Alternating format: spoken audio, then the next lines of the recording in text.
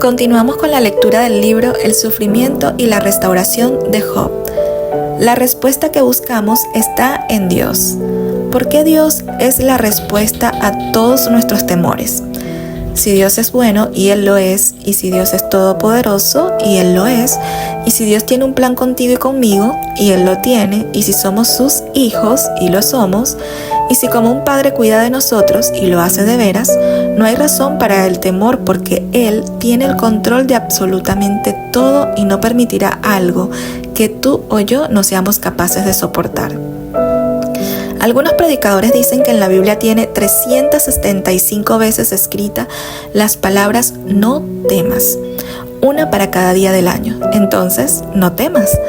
La manera de eliminar el miedo es incrementando nuestro conocimiento de Dios.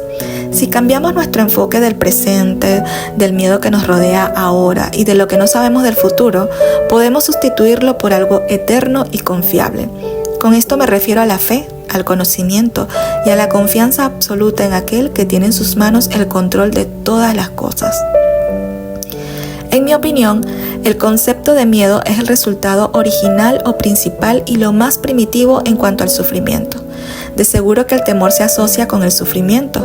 Por eso es que el miedo es el gran enemigo de la recuperación, del restablecimiento y de la mejoría. Miedo, una palabra terrible que paraliza, envuelve y penetra en lo más profundo de cada ser humano, ya sea a través del sufrimiento físico en un hospital, el emocional del alma por traumas y malas experiencias, o el espiritual debido a lo desconocido del más allá, lo cual es común en quienes no tienen al Señor. El miedo también es algo mental, pues junto con la emoción, este sentimiento se filtra y esparce por todo el cuerpo, alterando la percepción del dolor. Una persona con miedo exagerado a las agujas hipodérmicas literalmente siente más dolor de una inyección que una persona diabética que ha aprendido a inyectarse todos los días. La filosofía es la misma en las dos personas, pero el miedo es el que marca la diferencia.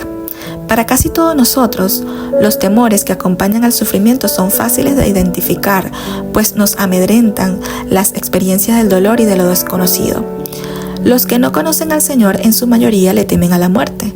A otros les preocupa si estando enfermos o ancianos serán una carga para sus familiares. Algunos piensan si sanarán o no, o si tendrán algún futuro. Incluso muchos creen que Dios los está castigando.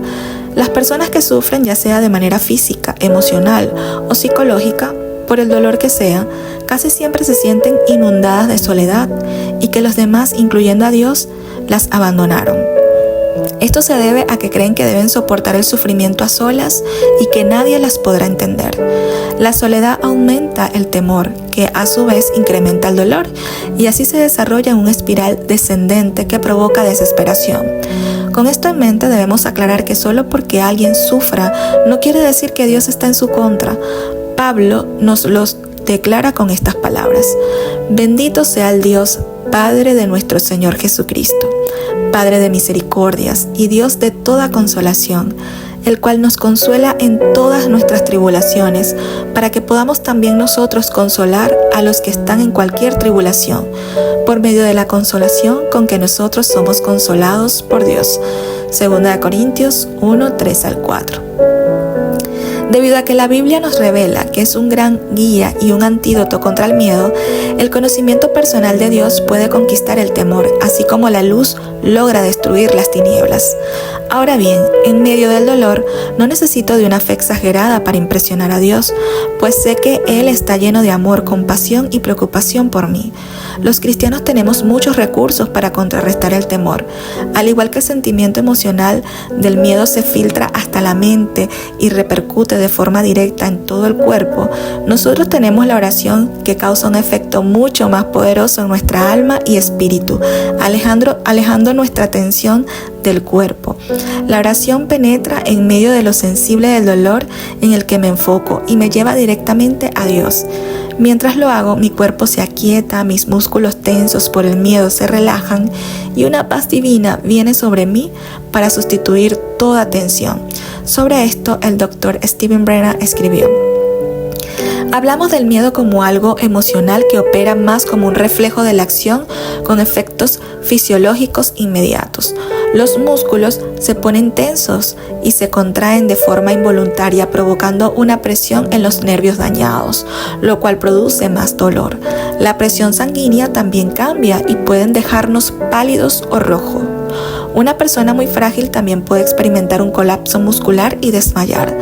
Todos los animales sienten miedo, como la ameba, que huye del calor y del dolor. Sin embargo, los humanos parecen ser susceptibles en especial al miedo. Un colo espástico, por ejemplo, es una señal común de la ansiedad humana que es prácticamente desconocida en otras especies. Para nosotros los cristianos, el único temor que debemos tener es el temor al Señor. Vivir en santidad a la vez que lo respetamos, reverenciamos y adoramos por lo que es Él. Job 28, Proverbios 1:7. En cuanto al temor de Job, algunos teólogos opinan que fue justo por dicho temor que le sobrevino todos sus infortunios. En cambio, a pesar de sus temores y debilidades, como tenemos cualquiera de nosotros, Job decidió servir a Dios y ponerlo en primer lugar en su vida. Medítalo.